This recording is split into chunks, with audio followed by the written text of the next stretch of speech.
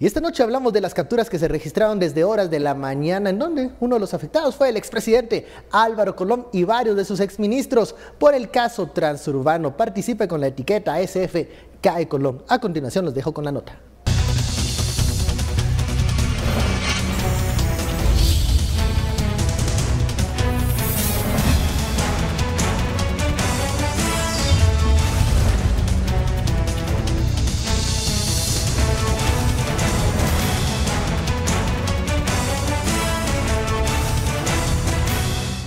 El gobierno del partido Unidad de la Esperanza Nacional firmó el acuerdo gubernativo que dio vida al gran desfalco millonario, que el Ministerio Público y CICIG señalan fue orquestado por el expresidente Álvaro Colom y sus ministros.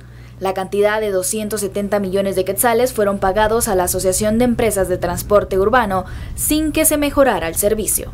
Se pudo establecer que el artificio o el mecanismo fraudulento para engañar a la administración pública consistía en evitar la injerencia de actores y procedimientos que pudieran entorpecer el propósito criminal, lograr la aprobación del Acuerdo 103/2009 para erogar 35 millones de dólares. La fiscal general Telma Aldana explicó que no se agotaron los procesos para buscar implementar el sistema prepago. No se consultó a la Municipalidad de Guatemala sobre la conveniencia o no de la implementación del sistema prepago. No se solicitó el visto bueno de la Procuraduría General de la Nación. ¿Qué procedimientos se obviaron? No existió un estudio sobre el alcance, el costo y la necesidad de implementar el sistema prepago. La Fiscalía enumeró una gran lista de documentación y estudios que no se realizaron. Además, se especificó que solo se encontró del proyecto 4 portafolios. La fiscal calificó que es una carpeta administrativa de un trámite expedito y vacío. Tampoco se realizó licitación y se designó de manera directa a la Asociación de Empresas de Transporte Urbano. La investigación determinó que pese a las faltantes, el Ministerio de Finanzas presentó el proyecto en ese momento dirigido por Alberto Fuentes Knight, al cual los demás ministros también firmaron, como el exministro de Gobernación Salvador Gándara, el exministro de Cultura Genónimo Lancerio, la exministra de Educación Ana Ordóñez, que figuran entre las 13 firmas del acuerdo. La fiscal precisó que el expresidente Rafael Espada se negó a firmar el acuerdo gubernativo. La asociación suscribe un contrato privado con la empresa brasileña de nombre Empresa 1 para la compra de equipo y software para el sistema prepago. A partir del 10 de febrero del 2010, la AEAU realiza transferencias internacionales por pago de maquinaria, transferencias que suman 171 millones de quetzales. Incluso en el año de los depósitos, la empresa Ol Mercantilia cambia su razón social, explicó Velázquez. Entre las anomalías encontradas es que existe una diferencia de 29 millones de quetzales entre el dinero transferido y facturado de dicha empresa. De los 270 millones de quetzales, el Ministerio Público y CICIG identificó que 102.522.161 quetzales fueron para maquinaria que están embodegados y sin utilizar. 44.011.613 quetzales se utilizaron para gastos no compatibles con el proyecto y que 9.566.318 quetzales fueron enviados a Ol Mercantilia. El resto, que son 156.100.092 quetzales, están sin acreditar, por lo que continúan en investigación. Además, entre los hallazgos se determinó que el dinero retornado a Guatemala llegaron a cuentas de Javier Arzú Tinoco y de Juan Luis Rodríguez, y que al final el beneficiario habría sido el en ese entonces secretario de la Presidencia, Gustavo Alejos. Bienvenidos a Sin Filtro, noche de martes de CICIG, la etiqueta SF CAE Colom. Desde horas de la mañana se dan estos operativos, capturas en donde, bueno, resulta detenido el expresidente Álvaro Colom Caballeros y varios de sus exministros. De eso hablaremos y de las consecuencias de estas detenciones del caso transurbano, la etiqueta SF CAE Colom. Damos la bienvenida a nuestros analistas. Hoy tenemos casa llena. Muy buenas noches, Daniel, Philip, Estuardo. Buenas noches. A ver, comencemos. ¿Por dónde comenzamos? Las primeras, a ver, respetaron el día del cariño, respetaron, claro, también el miércoles de ceniza para los creyentes, pero primeras impresiones de estas capturas y sobre todo cuando ya habíamos escuchado ecos de el tema de Transurbano con las denuncias de Contraloría.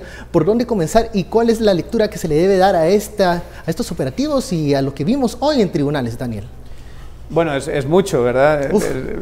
¿Por dónde comenzar? Bueno, vamos. Yo creo que merece la pena hablar antes de las consecuencias políticas coyunturales de ahora, el tema del discurso, las narrativas, etcétera, etcétera. Yo creo que merece la pena hablar del caso en sí, el caso de Transurbano, porque lo que se ha escuchado en la rueda de prensa es verdaderamente terrible. En términos de el volumen de negocio y cómo todo lo que tiene que ser una política pública importante, efectiva, gira en torno a saquear el Estado, gira en torno a hacer negocio.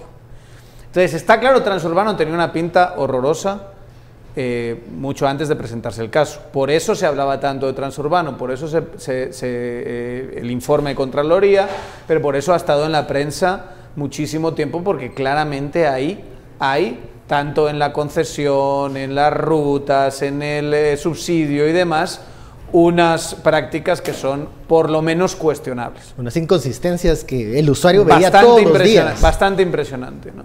Entonces, creo que es justo decir que estamos hablando de un caso que se va a presentar en fases. O sea, todavía queda bastante por destapar.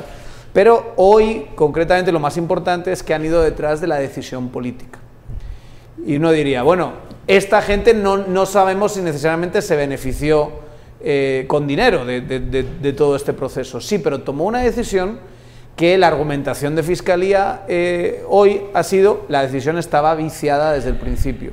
Y era imposible que esta gente no supiese que aquí había algo bastante dudoso. Y obviamente hay un artículo muy claro en la Constitución que te habla de la responsabilidad del gabinete, de la gente que firma, ¿no? Ahí hay una responsabilidad penal. Pero cuando ves la descripción de lo que se está planteando, presupuestariamente no tenía sentido, la forma de conseguir las firmas no era el debido proceso, etcétera, etcétera, ¿no? Entonces ahí, se va la decisión y por lo tanto la parte decisoria se va a la cúpula prácticamente entera, el gobierno ejecutivo de la UNE. Específicamente en la figura del expresidente Colón, del comisionado Velázquez, dice que impulsó, incluso tenía una motivación y yo para creo que conseguir aquí hay una contratos. Figura muy importante de la que tenemos que hablar también, que es Juan Alberto Fuentes Knight. Muy importante. Muy importante. Philip. Sí, construyendo sobre lo que ya decía Daniel. A ver, el caso Transurbano, de acuerdo a las declaraciones que hoy dio el comisionado de la CICIG y la fiscal general, se presenta como un monstruo. Digamos que es un caso de grandes proporciones. Y el día de hoy estamos viendo la etapa 1. Si se dan cuenta, pareciera que ya estamos viendo una nueva dinámica en la presentación de casos por parte de MP y CICIG en cuanto a dosificar los mismos. Lo cual yo creo que procesalmente es más sano. O sea, en lugar de que planteen 60 órdenes de captura, aunque por ahí suena que hay un caso que podría tener hasta 120, pero que en lugar de que planteen 60 órdenes de captura en un mismo evento, que genere después una audiencia de primera declaración de 2 meses, tipo la de cooptación del Estado, pues ya vimos cómo en Odebrecht y ahora en Transurbano están dosificando los eventos. En construcción y corrupción también así lo presentaron. Y pareciera que digamos que está haciendo ahora el nuevo modus operandi de la Fiscalía. Hay que decir, también mediáticamente pega más duro. Porque mantiene vivo, digamos, el ciclo de la noticia. Esa narrativa de la noticia, y que mañana pueden presentar antejuicios contra fulano, mengano. O sea, hay un interés periodístico de seguir las presentaciones. Más ahora que hay tantos casos en la cola, ahí es donde cada semana te da... Claro, algunos llevamos la cuenta si este es el número 8, si este es el número 7. Y procesalmente, por eso les digo, procesalmente creo que es más sano para el sistema, porque si yo ejecuto 60 órdenes de aprehensión de un solo, esa audiencia de primera declaración, como la de cooptación, se va a tardar 2 meses, entonces digamos que hay una serie de problemas logísticos. Ese juzgado que conozca ese caso prácticamente se paraliza, el resto de procesos se quedan en el limbo. Entonces creo que es más sano cuando judicialmente se manejan casos de 10, 12, 14 imputados. En esta ocasión estamos viendo la etapa 1 del caso Transurbano, que se relaciona, digamos que a un evento central. El acto de aprobar un acuerdo gubernativo, el 103-2009, en el cual el Estado de Guatemala autoriza, o el organismo ejecutivo para ser concretos, una erogación de fondos públicos para sustentar la negociación privada que se había hecho entre la Asociación de Autobuseros Urbanos y pues una empresa proveedora brasileña para la adquisición de las unidades del transurbano.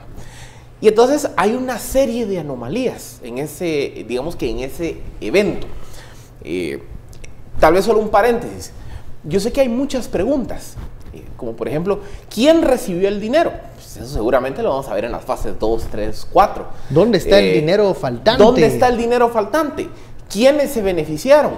¿Se utilizó este dinero para financiamiento electoral? ¿Dónde está ella? Es una pregunta muy recurrente. ¿Son estos los únicos acusados o hay más?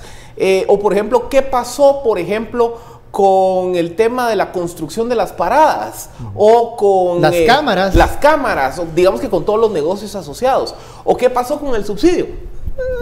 Paciencia. Es decir, todas esas preguntas seguramente las vamos a responder en las fases 2, 3 y 4. La fase 1, como les menciono, se enfoca exclusivamente en el acto político, jurídico, en el cual el gobierno de Álvaro Colom suscribe y por ende autoriza un acuerdo gubernativo en el cual autoriza la erogación de fondos públicos para la implementación del sistema transurbano. Y hay una serie de anomalías en ese contrato. ¿Y de esas anomalías son responsables quienes firmaron? Es que ahí es donde viene precisamente la sumatoria de hechos, porque hay algunas de las anomalías que se mencionaron. 1. Nunca hubo un estudio previo sobre el alcance, el costo y la necesidad del sistema prepago. 2. Nunca se le pidió a Segeplan que elaborara un análisis sobre el proyecto. 3. Nunca se le pidió a la Procuraduría General de la Nación, que es el órgano de asesoría jurídica del Estado, que avalara lo que iba a actuar el organismo ejecutivo. Nunca se hizo un análisis técnico financiero para sustentar el monto de la erogación. Tampoco se hizo un estudio para determinar si la Asociación de Autobuseros Urbanos tenía la capacidad para ejecutar esos recursos. Tampoco se realizó... Con tanto que faltaba, ¿cómo firmaron? No se hizo una licitación, porque al final sí... Esto puede seguir y seguir toda la noche. El punto es que está clarísimo que la decisión tenía un vicio. Y que no... No podemos poner a... Bueno, Álvaro Colom o Juan Alberto Fuentes Knight como meros espectadores. El punto en que se resume, y es que había una negociación entre particulares, la Asociación de Autobuseros con el proveedor de los buses en Brasil, y que el Estado de Guatemala autoriza los fondos para esa negociación, incumpliendo una serie de normas procedimentales. Todas las normas de procedimiento. Y entonces la acusación que se les está señalando a todos los que firmaron ese acuerdo es primero el delito de fraude, que es inducir a error a la administración pública, y número 2, que derivado de esos vicios se generó la pérdida de 35 millones de quetzales, de los cuales eran responsables los miembros del Ejecutivo. Entonces también hay peculado. Vamos a la primera pausa. Al regresar, la palabra la tiene Estuardo Zapeta para que nos dé también su apreciación de las detenciones de este día, el caso Transurbano, la etiqueta SF. ¿Cae Colom?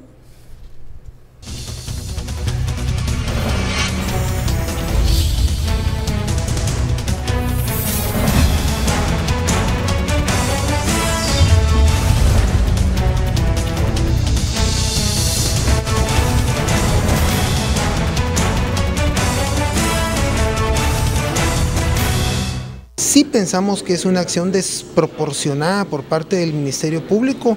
Hay varios ministerios que no tienen nada que ver con el proyecto del transurbano, ministros muy honorables de educación, de salud, de agricultura, de defensa, de trabajo, que no tienen absolutamente nada que ver con esto. Sin embargo, también dejar muy claro que la UNE apoya la lucha contra la corrupción y la impunidad, respalda el trabajo de CICIG-MP y que esperamos que las investigaciones logren esclarecer que el presidente y sus ministros no tienen nada que ver. Nunca he escuchado una declaración de la UNE en contra de Iván Velázquez o de Tel Maldana. Nosotros siempre nos hemos pronunciado a favor tanto del trabajo del comisionado como de la fiscal general. Las declaraciones del diputado de la UNE, Carlos Barreda, una de cal y una de arena, ¿no? Dice desproporcionalidad en la forma como llevaron a los exfuncionarios a la torre de tribunales, pero que, bueno, no van a criticar la labor del Ministerio Público y la CICIG. Estorro Zapeta tiene la palabra. Bueno, primero escuchar el cinismo de ¿verdad? Cinismo de este diputado, porque él, de hecho, estuvo en el Ministerio de Finanzas. Al inicio... Todas esas normas de procedimiento que mencionó Philip en el bloque anterior... Sí, ahí está. El que sabe mejor de esto es él. O sea, no hay desproporción, al contrario, hay responsabilidad. Punto 1. Primero, miremos que todo el que firma y el que va a gobierno es responsable de lo que firme. ¿Ya? Esto es, no haya recibido dinero, o haya sacado, no haya tomado una decisión, es responsable de lo que firma. Y esto tiene que ser de una manera muy clara, aprendida por todo el que quiera aspirar al sector público, a la red pública. Tiene que estar seguro que va a firmar cosas en las cuales no es responsable. De hecho, el ejemplo que tenemos es uno de los más curiosos, que es el ex vicepresidente Rafael Espada, que no firmó. Y no firmó porque él mismo lo ha dicho, ¿verdad? Que algo no le sonaba bien en esto y no firmó. Eso es lo primero. Lo segundo es el fin del paracuandismo. Paracuandismo parece broma, pero paracuandismo es esa necedad que tenía mucha gente de decir, ¿y para cuándo no sé quién? ¿Y para cuándo no sé? Y sigue todavía. Las investigaciones. ¿Y para cuándo Matusalén? ¿Y para cuándo Caín? ¿Y para cuándo? Sí, entonces, ¿y para cuándo? Sí, ¿para cuándo? Son los más nerviosos, creo yo. Miren, la ley, el sistema de justicia, la velocidad de la justicia tiene su ritmo. No va a la velocidad nuestra, son diferentes. Y esta es la etapa 1. Yo creo que si una cosa aprendemos hoy de la conferencia de prensa es que es el inicio. Esto es, se abrió el telón, pero esta es la tercera llamada y empieza la obra. Ahorita estamos en la primera escena de una obra que no sé cuántas escenas va a tener. Tercero, siempre vemos a la UNE relacionada en casos con Brasil. Empieza Odebrecht, pasa este caso de transurbano. Los tucanes, de hecho, estaban también relacionados con Brasil. El modelo de repartición de comida y todo que utilizó Sandra durante el gobierno de la UNE era un modelo que copió directamente de Brasil. Entonces hay una cosa ahí que yo creo que sí habrá que excavar. Otro punto fundamental para nosotros es que mucha gente dice, ya vieron, por eso nadie quiere entrar a la política, porque van a entrar y van a firmar y van a ser responsables. Y yo he pensado lo opuesto. ¿Por qué no es esta una oportunidad para que gente que sepa exactamente que va a ser responsable de lo que firme, pero que también quiera hacer buen gobierno, entre? Que este es el momento. Y yo creo que el juez Gálvez está haciendo algo que me parece formidable. Él se lanza el viernes, ya presenta su papelería para fiscal general. Es un excelente candidato. Y yo creo que este es el tiempo de oportunidad. Este no es el tiempo para decir no, entonces no, porque la responsabilidad y todo. Yo creo que ahí es el... Y cuarto, un mensaje para el presidente Jimmy Morales. Jimmy, mira, de en estos 2 años que te quedan, o sea, esto que te queda de los 2 años, mejor limpiar la casa, ¿ya? Si vas a hacer algo, mejor mira qué pasó en los 2 años anteriores y limpiarlo, porque no vaya a ser que tengamos después otro caso muy parecido del gobierno de Jimmy Morales. Eso es un buen consejo. Creo que un bien que le puede hacer a Guatemala es empezar a limpiar su casa, empezar a limpiar esas cosas. No recordarle que la inmunidad se termina, ¿no? Sí, eso se termina, pero entonces no te enojes, no reacciones, porque mira lo que está sucediendo. Entonces, un buen consejo es, si no vas a hacer nada, por lo menos limpia tu casa, ¿verdad? Y yo creo que la casa, y esto te va a servir en el futuro. ¿Qué es lo que mucha gente está pidiendo?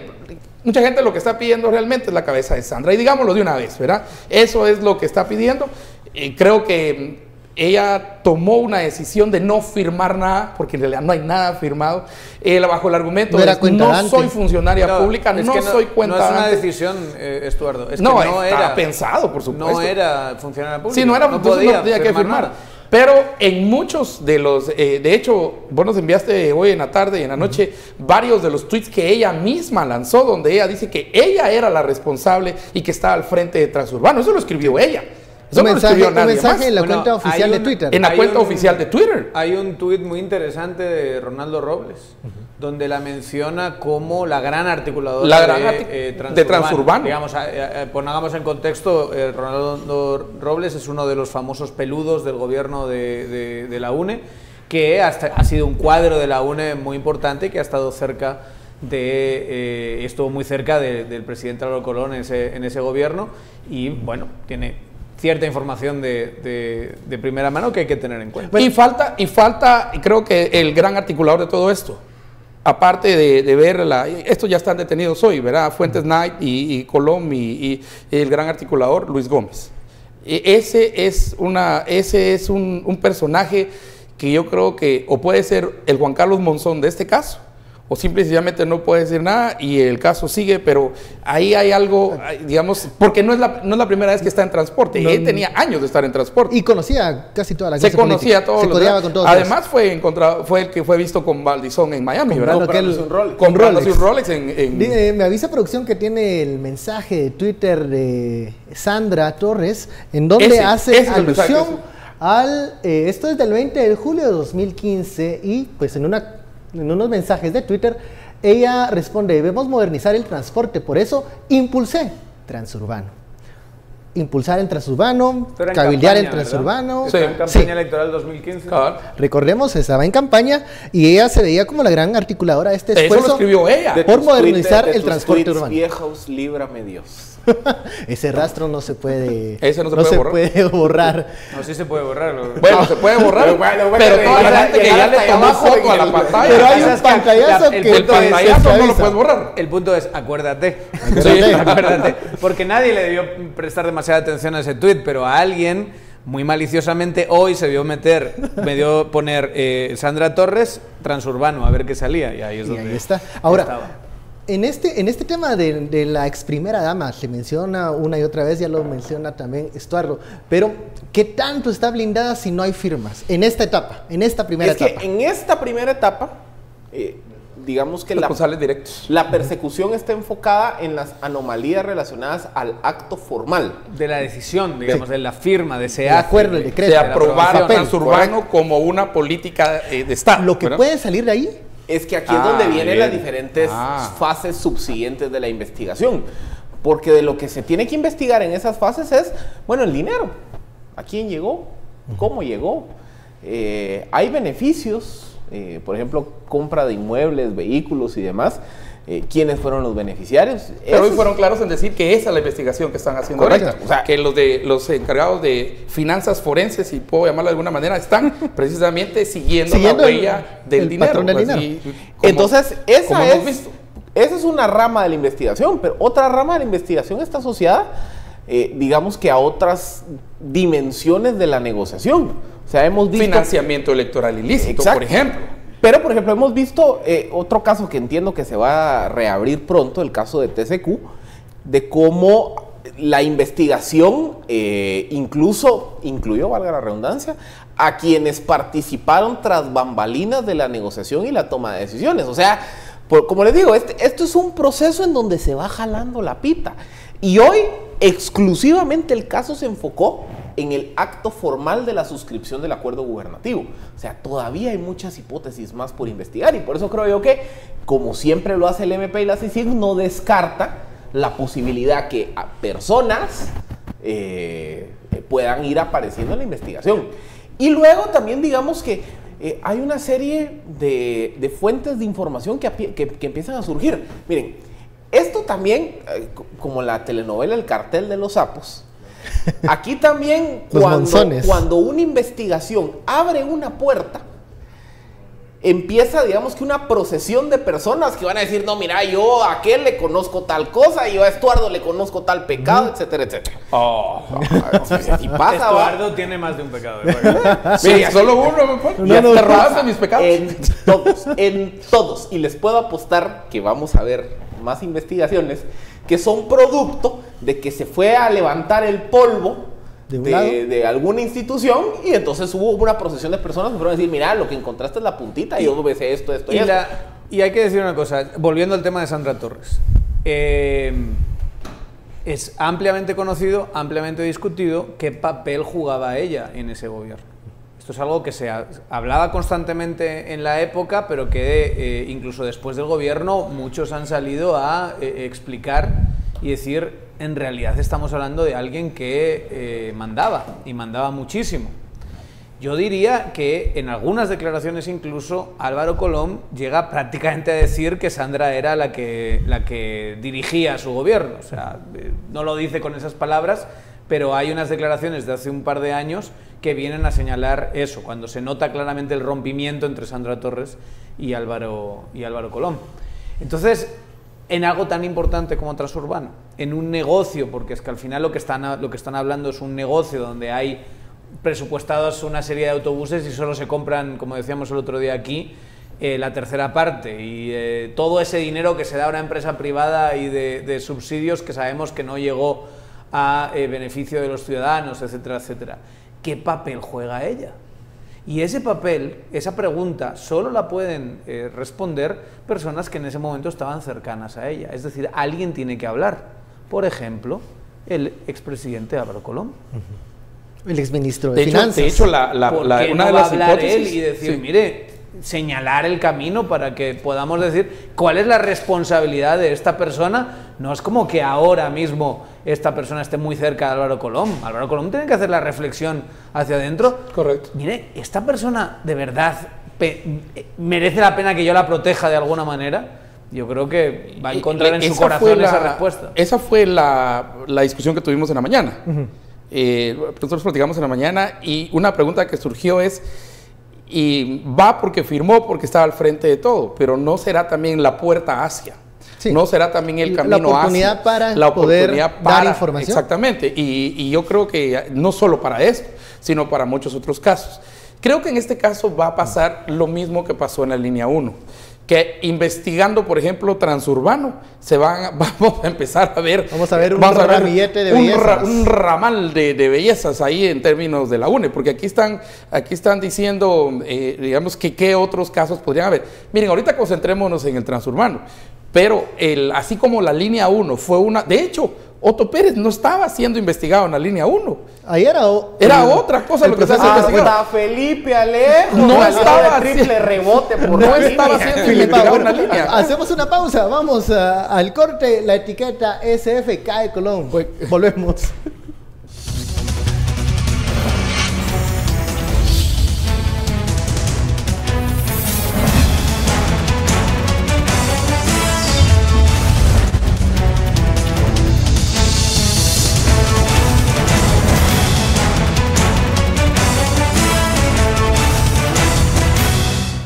El presidente Colom, estoy muy consternado de saber que está procesado, pero se esperaba que una cosa de esas iba a venir por la seriedad del problema. Ojalá que salga todo bien y que salga el avante de todo esto. Y la adquisición y el proceso del negocio, de la compra y utilización de los buses. Incluso el Congreso autorizó la entrada de los buses y le quitó los impuestos. Entonces también aquí hay envolvimiento del legislativo, el cual autorizó la entrada de los buses. Nunca lo vi, y eso fue una cosa que yo insistí, si no, nunca lo vi. Pero entonces en la inauguración, yo no estuve en la inauguración, si ustedes ven las películas de ustedes, yo no estaba, porque no estaba de acuerdo con el proyecto. Me acuerdo que me llamaron que si quería ir a dar una vuelta, un colazo en Transurbano, les dije, yo por principio no estoy de acuerdo. Sin embargo, se escuchaba y se decía que ella tenía un interés en el proyecto, pero no sé cuánto movimiento hay, porque ella nunca firmaba nada. Declaraciones del ex vicepresidente Rafael Espada. Dice, ni me subí a dar el colazo al Transurbano. Algo no estaba bien. Por lo que dice de ella, ¿verdad? Y lo que dice de ella, bueno, lo que se escuchaba también en corridos en ese momento, Sí. que era una persona que influía el mucho. poder de ella fue espectacular. O sea, Son declaraciones interesantes y aleccionadoras, pero también a mí por lo menos me queda la sensación de, no sé si en Guatemala se dice eso de a buenas horas mangas verdes, digamos. Sería el equivalente a que pues No entendí el llegó dicho. llegó un poquito tarde esto, ¿no? Ah, bueno, sí. O sea, Mira, hablando era vicepresidente, en ningún momento se le ocurrió, no sé, dar una declaración y decir, mira, aquí están pasando cosas que no me gustan. o no estoy de acuerdo con esto. Nos en su venimos a momento. enterar todo este tiempo después de que a él no gustaba y ni siquiera quiso hacerse la foto y... Claro, es que es como la responsabilidad política también es... O sea, Sí. yo veo y hoy ha quedado muy bien el doctor Espada como alguien que no firmó y como alguien que... Pues tenemos todos la percepción de que no se metió, que era un paracaidista que se dedicó más a su simulador de vuelo que estaba en la oficina y que no se metió a embarrarse en esto de la política porque vio que era una porquería. Pero quizá en el momento en el que vivíamos el gobierno UNE, no hubiese estado mal ese apoyo político a todos los que denunciaban que pasaban estas cosas en ese gobierno, que el mismo vicepresidente de ese gobierno te van a contar ahora Que no se quería tomar la foto. que no veía claro que está no mal y quería demás. firmar. Sobre todo, fíjense, es que al margen de cómo acabó el caso Rosenberg apela al doctor Espada en el video, si se acuerdan. Dice, mire, todos sabemos que el doctor Espada es una buena persona, que se ponga las pilas, que meta presión. Se quedó callado. ¿Y a qué se refería Rosenberg en última instancia? Insisto, aparte del caso complejo de su asesinato concretamente, pero se refería a una cueva de ladrones, se refería a que allí había un sistema de saqueo, estaba denunciando el sistema de saqueo, que es lo que venimos hablando los últimos 3 años, sobre todo por los casos de CICIG, y apela a Espada. ¿Dirigido por quién? Y el doctor Espada aparece ahora. No nos sirve que aparezca ahora, cuando ya están en la cárcel todo el gabinete. Hubiese servido que en ese momento hubiese sido una especie de voz dentro del propio gobierno. Necesitamos voces dentro de las élites políticas que puedan apalancar el cambio que se ¿Y necesita. dónde en el quedaban país. las otras voces de los ministros que tal vez no estaban tan de acuerdo en Fíjate- firmar? No fíjate que había hay un caso- disidencias. hay un caso- ¿Qué hay un- pasó? hay ¿Son un caso- todos igual de responsables? Yo creo que Sí, no. Yo creo que no todos. pero están firmaron, igual. pues, Bueno, o sea, firmaron, sí. la responsabilidad, Pero- si firmaste, tenés la responsabilidad. Claro, ahí si es firmas verdad. tu tarjeta de Esa es crédito, la tenés la parte- responsabilidad de pagarla. Por eso. Entonces, Estuardo, esa es la parte legal. Sí, por o eso. sea, podemos hacer un análisis concreto de que muchos son de esos responsables, ministros pero en por eso haber estamos firmado el ahorita. papel. Hoy estamos viendo la parte legal, es la parte 1. Yo Por les eso. digo, el acto 1. Yo lo que digo es por qué los ministros que no estaban convencidos de eso no lo dijeron. Aquí hay un caso que en otra ocasión, en otro caso, Ferraté se negó a firmar un acuerdo gubernativo. Que fue el caso de Perenco. El caso de Pues Perenco. Perenco Y él no solo no firmó, sino que razonó y salió lo que decís Daniel, salió dando declaraciones y todo, es y que, que ojo, no ojo. firmó. Ese caso, que fue la ratificación del acuerdo del contrato de Perenco, Ferraté, Menucal y Jerónimo Lancerio razonaron su firma. Ese es un caso que honestamente es un caso de estudio, porque de todos los acuerdos gubernativos, por lo menos de los últimos 10 años, ese es el único caso en el que ha habido una disidencia de parte de ministros. Al presidente. Al presidente. O sea, hubo 3 ministros que le dijeron, mira, no estoy de acuerdo con esa decisión, razono mi firma. Y yo me recuerdo muy bien que en ese momento se generó todo un debate, una discusión de el presidente debiera de pedirle la renuncia a los ministros. ¿Cómo así que los ministros se atreven de ir en contra de una decisión presidencial? O sea, es el único caso de una Y no lo hizo. de ministerial. No lo hizo, el presidente Y no lo hizo. digamos que la discusión pública se enfocaba en que el presidente los debería echar por haberse atrevido a A contrariar. contestarle. Esa es una lógica aldeana, señores. El organismo ejecutivo, el gabinete, es un órgano deliberativo. Es ¿Qué quiere colegiado. decir? Que ahí se discute política pública. Y todos los ministros, y eso lo dice el artículo 203 de la Constitución, son mancomunadamente responsables de las decisiones que suscriben. Entonces, un cambio de mentalidad, porque es una lógica aldeana, es una lógica monárquica, el presidente dice, entonces yo tengo que firmar, saludo 1, atención 2.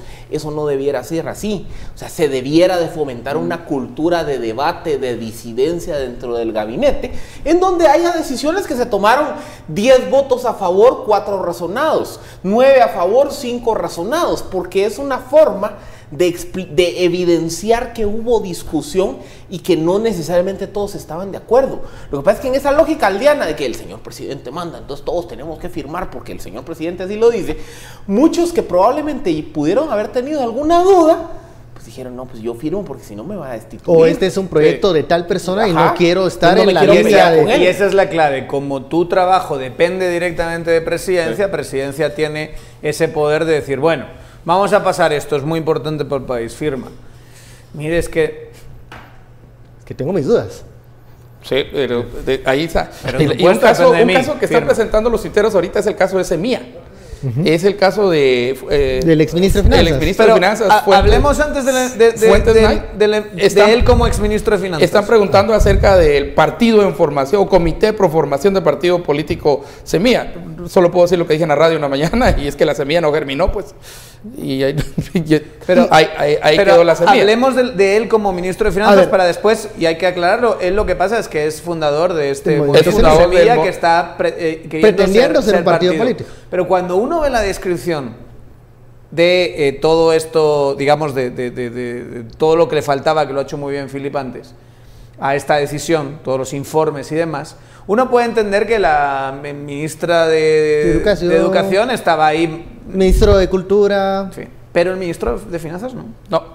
Tiene toda la pinta que el ministro de Finanzas tenía bastante más importancia en todo este proceso.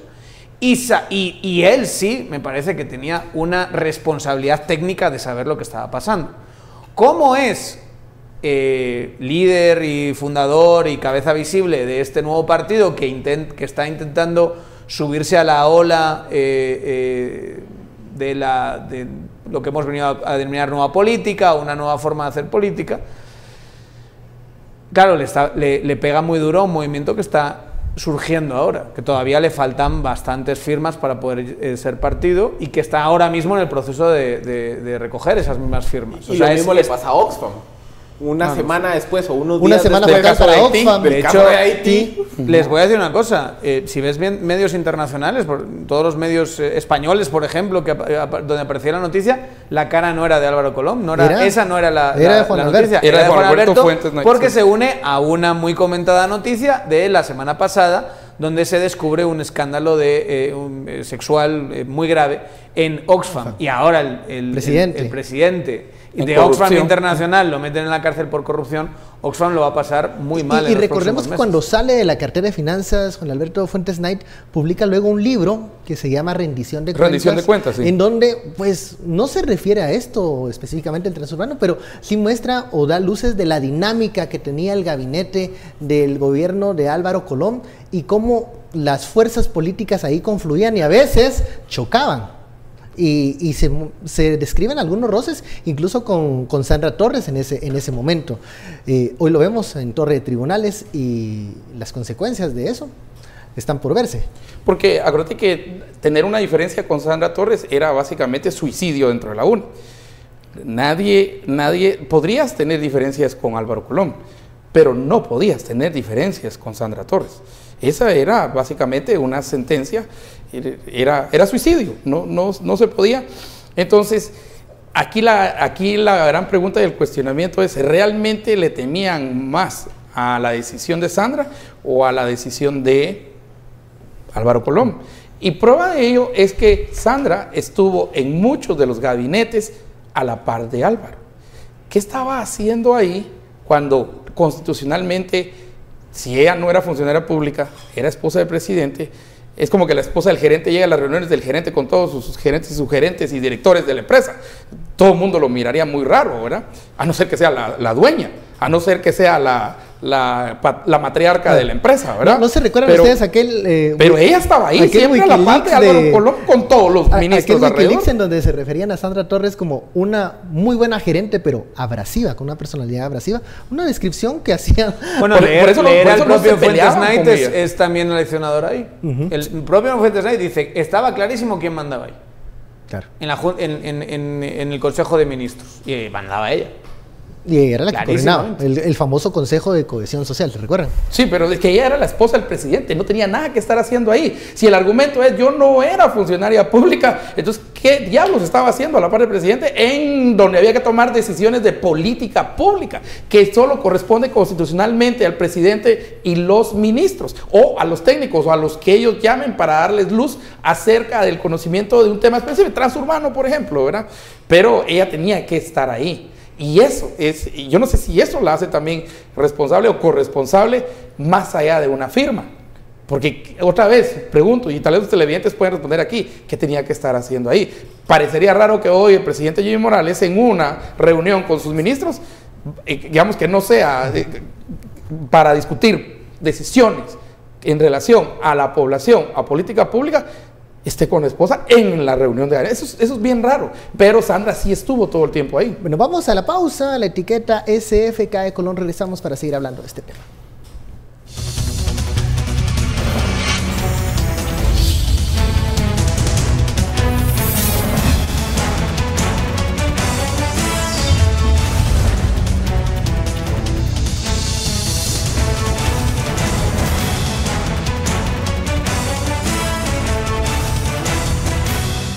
Las investigaciones deberán continuar y saber, como yo señalaba en esta publicación, si hay más personas que sean responsables de haberse enriquecido. Porque una cosa es impulsar el proyecto, que era lo que yo señalaba en esa publicación, y otra cosa es enriquecerse de él. Hasta el momento no hay más evidencias que las que se han presentado el día de hoy, pero hace falta que las investigaciones sigan su caso. Bueno, declaraciones del el que fuera vocero presidencial de Álvaro Colón, de Ronaldo Robles, también refiriéndose a este caso, de que ha sido la noticia del día, que ha sido también, ha llamado mucho la atención para también prever qué narrativa va a seguir aquellos que critican la labor de CICIG y MP, ahora que ha sido un golpe para UNE. Ahora ya no es ¿y para cuandismo? ¿Y para cuándo? Ahora el argumento es ¿y por qué tan tarde?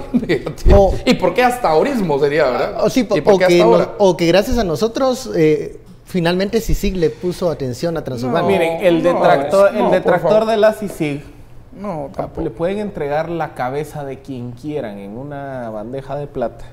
¿Qué va a seguir siendo detractor de la CICIG? De eso vive. ¿Por qué hay una sensación de ser detractor de la CICIG? En gran medida porque estamos viendo que hay una correlación entre la afectación de personas cercanas con el rechazo a la CICIG. Es que miren, yo por mucho que me he estado quebrando la cabeza y tratar de encontrar argumentos sustantivos, hay una correlación que a mayor grado de virulencia en el rechazo a la CICIG es porque en el entorno directo hay alguien que ha sido afectado. No hay otra. Es que aquí sí 1 más 1 suman 2. Entonces, en esos casos pueden entregar la cabeza de quien quieran, que el odio a la CICIG va a continuar. Bueno, lo que pasa es que ahí hay que distinguir, ¿no?, entre un pequeño grupo dirigido que tiene la intención de meter en esta clase de narrativa anti-CICIG en el público, y que ha utilizado en esa estrategia la idea de que como no estaban atacando a la UNE, fundamentalmente, es porque la CICIG está en una gran conspiración para favorecer a la izquierda. Entonces, eso es la narrativa que están fomentando unos, pero que tienes un público más general que sí se cree y que si le hace clic, si encaja en su experiencia. Y normalmente es gente que tiene una tendencia muy conservadora y que tiene una animadversión bastante clara y natural hacia Sandra Torres. Entonces, especialmente a Sandra Torres, pero a la UNE en general y a la izquierda en general. Y esa parte de la población, que son la inmensa mayoría de los que tienen la opinión anti-CICIG, no creo que sea porque estén tan relacionados con casos concretos. O sea, simplemente es alguien que dice, esto me huele mal porque aquí hay una alteración del orden del poder que está favoreciendo solo a unos, vamos a decirlo así, ¿no? Y la experiencia de lo que estás viendo encaja porque ha habido toda una serie de casos que han afectado a PP, fundamentalmente, y luego ha habido los casos que han afectado a el alcalde de Ararzu, también identificado con la derecha. ¿Qué pasó hoy concretamente? no es solo que pegue a el gabinete de la UNE, es que pega al movimiento Semilla. Y el movimiento Semilla ha sido, para buena parte de esa élite o de ese grupo muy conservador, el coco que viene. Viene el movimiento Semilla. El movimiento Semilla está avalado por las fuerzas del socialismo internacional y viene aquí para que sean ellos los que manden en el país. Y ahora de repente al gran líder del movimiento Semilla, al que más la gente identifica y el que se veía como una buen, digamos, probable candidato presidencial del movimiento Semilla, está fuera de la jugada políticamente, pase lo que pase. Y el movimiento Semilla, que está en este proceso de conseguir firmas, yo creo que va a tener ciertos retos y dificultades, y quién sabe si van a poder llegar a esos 23 Y es que ahí es donde viene el efecto simbólico de lo de hoy, porque digamos que muchas de las críticas eran, ¿para cuándo la UNE? Pues ni siquiera en el caso cooptación del Estado se desarticuló a una estructura ministerial como la de hoy. Es que hoy fueron 10 ministros en un centón. En el caso cooptación eran 6 ministros. 2, ¿para cuándo Álvaro Colom y los gobiernos de izquierda? Pues ahí está. O sea, hoy Álvaro Colom se suma a la selecta lista, ya es el tercer presidente. Ese club reducido. Procesado por CICIG. Recuerden, Alfonso Portillo. Alfonso Portillo fue capturado en el 2010 por CICIG.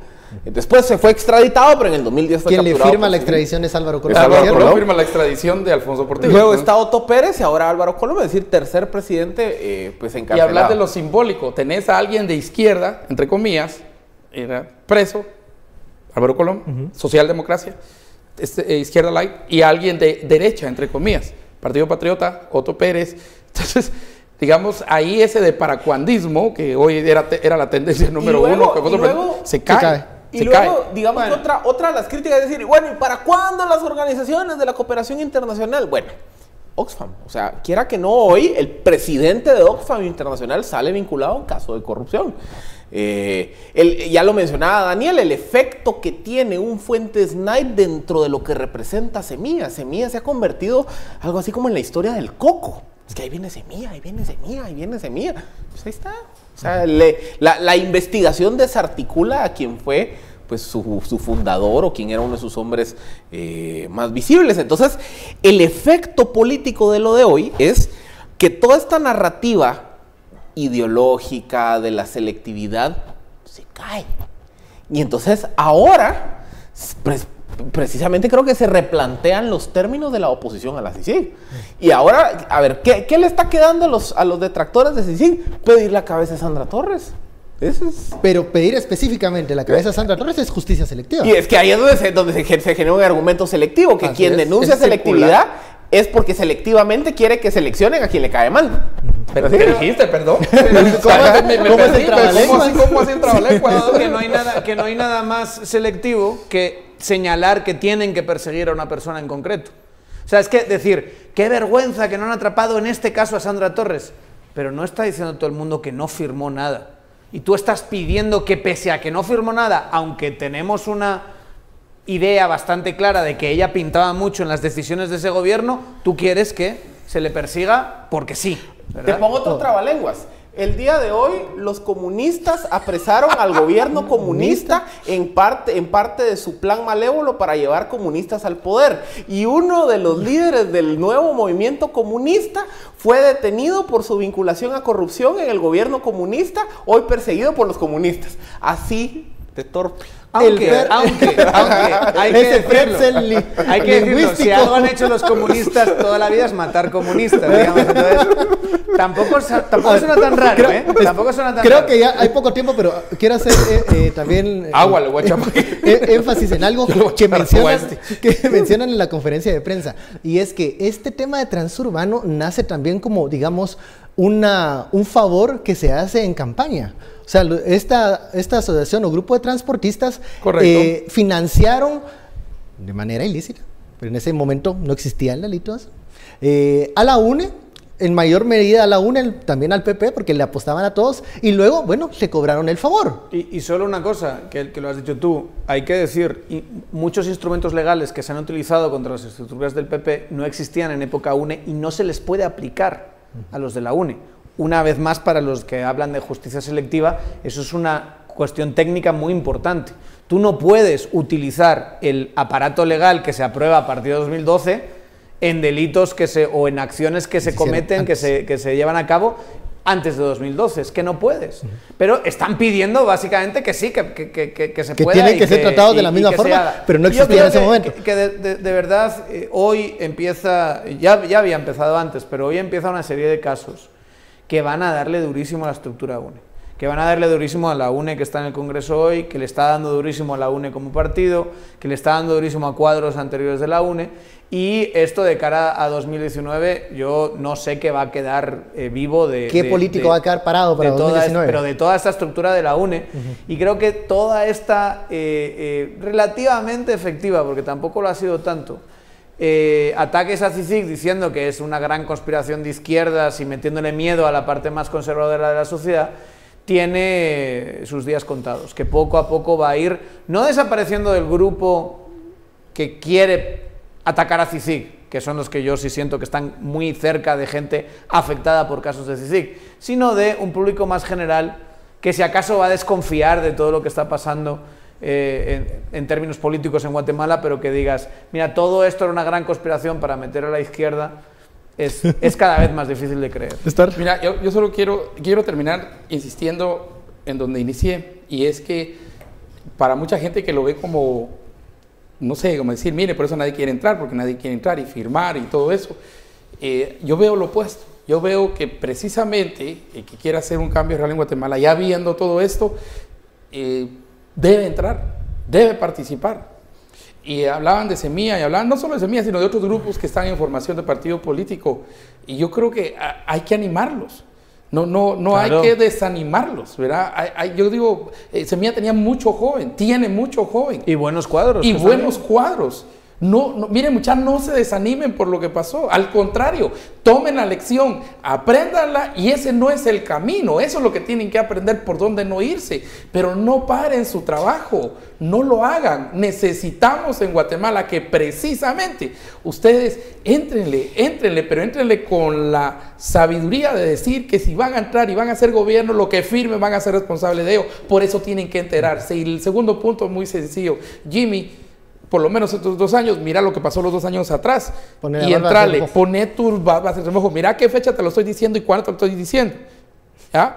Y luego también en ese mismo tema, yo creo que es importante plantear la reflexión respecto que la renovación de la clase política tiene que ser completa, porque aquí nos estamos topando con una dinámica, y es que los procesos políticos pre-2015 eran procesos que se caracterizaban por opacidad, por transgredir la norma, por ser corruptos.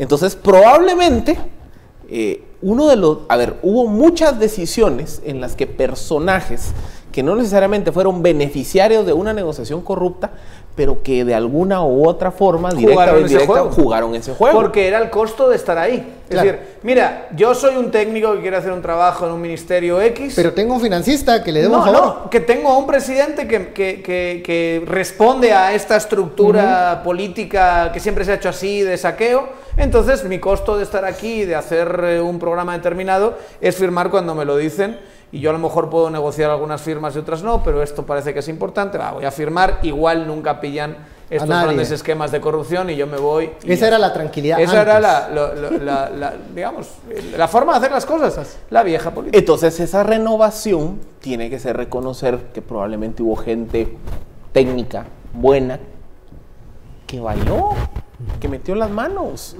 Y que digamos que uno de los riesgos que hay es que... Y que sabía.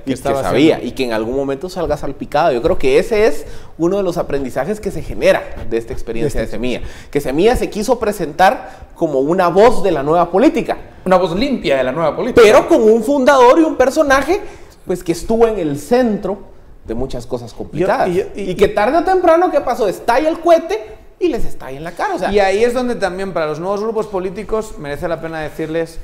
Miren, tengan esta reflexión, porque alguien en la junta directiva o hablando podía decir, mira, hay un escenario en el que persiguen a este. ¿Cómo nos va a afectar a todos como movimiento? A lo mejor él no tiene que salir tanto, a lo mejor tenemos que tener otras caras, a lo mejor, y muchas otras cosas. Miren, y aprendamos que cada vez que quemamos cohetes, en nuestra experiencia de niño nos está yendo en la mano. Solo una cosa. Vamos cerrando, se va terminando el tiempo. Déjame leer este tuit. A ver, Daniel. Esos comunistas son unos loquillos. Por el trabalenguas de comunistas. Bueno, hemos llegado al final. Muchísimas gracias, Estuardo, Philip, Daniel.